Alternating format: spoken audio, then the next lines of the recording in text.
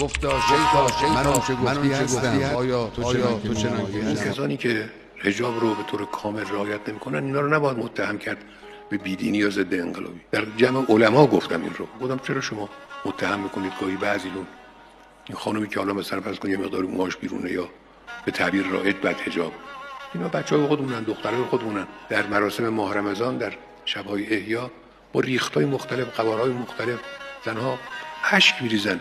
من حسرت می‌خورم به اون جور اشک ریختن. میگم ای کاش منم میتونستم اینجور مثل این دختر، مثل این زن جوان میدونستم اشک بریزم. اینا چطور میشه متهم؟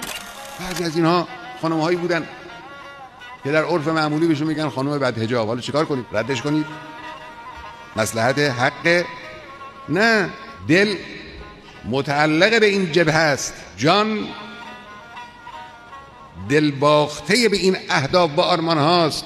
یه نقصی داره، مگه من نقص ندارم؟ نقص او ظاهره، نقص های این حقیر باطنه، نمیبینن. گفتا شیخا من اون چه گفتی هستم، آیا تو چنان که مینمایی؟ این خیابون ها یه عده جوونا بودن که حمله میکردن به بدحجابا. امام مکتوب نوشتن به ایشون که برید این جوونایی که حمله میکنن بدحجابا بگیریدشون، بزنیدشون، زندانشون کنید، حبسشون کنید.